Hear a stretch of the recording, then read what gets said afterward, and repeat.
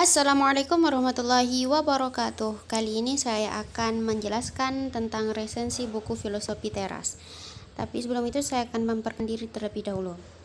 Nama saya Wiwin Helmiana dengan NIM 220601083 dengan prodi Ilmu Al-Quran dan Tafsir, mata kuliah Bahasa Indonesia kelas 1 C Ilmu Quran dan Tafsir. Resensi buku Filosofi Teras, Filosofi Yunani Romawi Kuno untuk Mental Kuat Masa Kini, karya Henry Manampiring. Next. Henry Manampiring, karya buku Filosofi Teras ini, alasan menulis buku ini karena pernah didiagnosis menderita major depressive disorder atau depresi pada tahun 2017. Adapun biodata Henry Manampiring yaitu Henry Manampiring adalah seorang praktisi periklanan dan sudah menggelutinya selama lebih dari 20 tahun. Pendidikan yang ditempuhnya mulai dari sarjana ekonomi akuntansi Universitas Pajajaran. Kemudian beliau melanjutkan pendidikannya di program Master of Business Administration di Melbourne Business School, University of Melbourne. Ia dikenal sosok penulis asal Indonesia. Karya yang dihasilkan dari keaktifan menulisnya lumayan banyak, seperti buku pertamanya yaitu Cinta Tidak Harus Mati pada tahun 2012 berhasil ia terbitkan. Selain itu juga aktif di blog pribadi yang biasa dikenal dengan The Legend of Pemic. Keaktifannya dalam penulisan baik blog atau buku, Henry Manampiring dikenal Om Piring. Aktif mencuit di akun Twitter sehingga dikenal berbagai kalangan. Next. Adapun informasi buku Filosofi Teras, judul buku Filosofi Teras, Filsafat Yunani Romawi Kuno untuk Mental Kuat Masa Kini, penulis Henry Manampiring atau yang akrab disebut Om Manampiring. Genre atau bahasa, genre motivasi dan pengembangan diri bahasa Indonesia. Tahun terbit, penerbitnya Kompas Media Nusantara, dan tahun terbit tahun 2019. Next.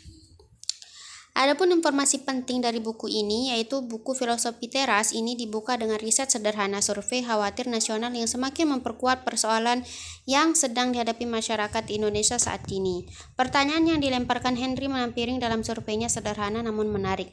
Di antaranya mengenai tingkatan kekhawatiran hidup seseorang secara keseluruhan. Tingkat kekhawatiran tentang studi lanjutan, kekhawatiran terhadap status jomblo atau sendiri, kekhawatiran mengenai pekerjaan, kekhawatiran atas kondisi keuangan pribadi, kekhawatiran menyangkut kondisi politik Indonesia, dan sebagainya. Buku Filosofi Teras berisi 12 bab yang unik dan menarik. Beberapa ajaran dari buku Filosofi Teras yang dapat diterapkan dalam kehidupan sehari-hari, di mana hal ini diambil dari ajaran kaum Stoa. Next, dalam stoicisme ada dua hal utama yang ingin dicapai. Pertama, yakni hidup bebas dari emosi negatif, sedih, marah, cemburu, curiga, baper, dan lain-lain.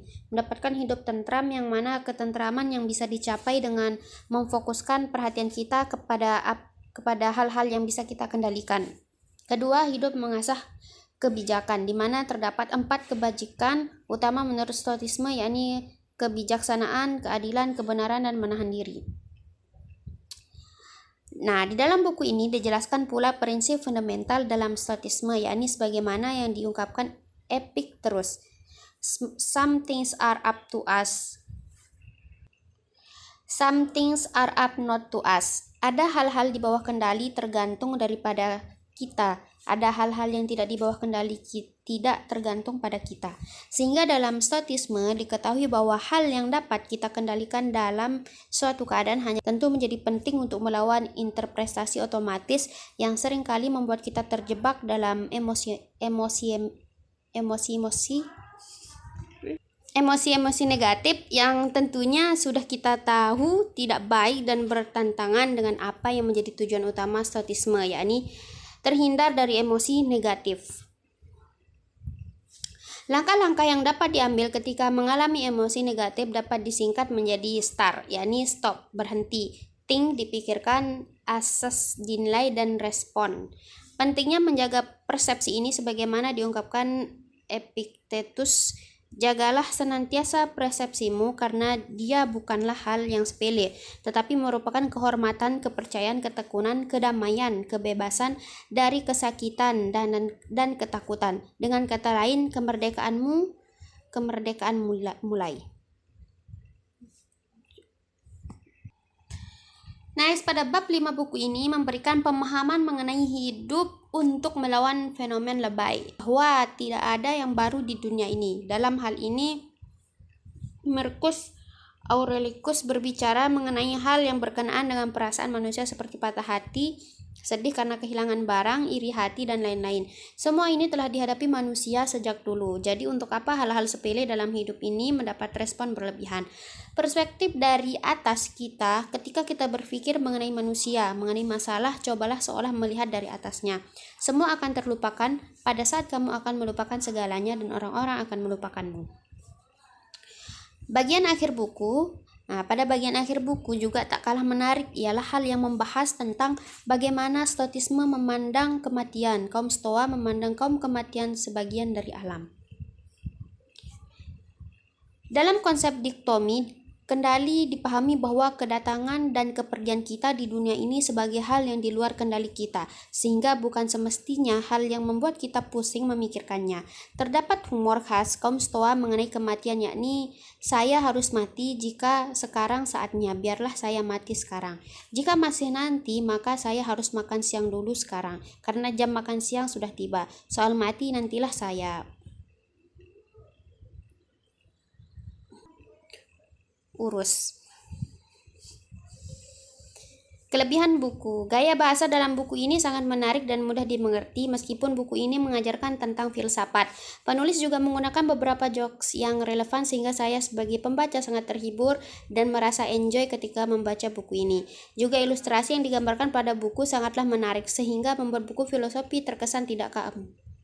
Meskipun topik yang dibahas adalah filsafat, selain ilustrasi yang menarik, buku ini juga menggunakan berbagai hasil penelitian seperti pada bab pertama tentang survei khawatir nasional, sehingga topik yang dibahas itu sangat relevan dengan kehidupan sehari-hari. Yang lebih menarik dalam menulis buku ini, penulis juga mewawancari berbagai orang yang kompeten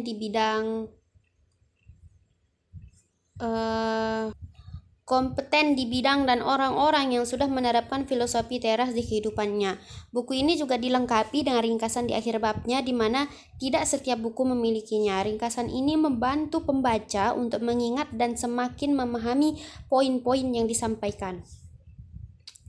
Adapun kekurangan buku, ketika pertama kali buka buku ini, saya kurang terkesan sama ukuran font dan jarak spasi yang digunakan. Fontnya menggunakan rata kiri dan menurut saya ini kurang rapi. Meskipun begitu, kekurangan dalam buku filosofi teras ini tidak akan menghilangkan esensi yang ada pada buku itu sendiri.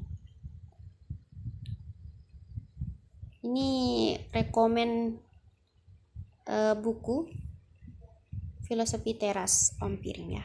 Recommended banget. Teman-teman harus baca. Thank you. Semua akan terlupakan pada saat kamu akan melupakan segalanya dan orang-orang akan melupakanmu. Assalamualaikum warahmatullahi wabarakatuh.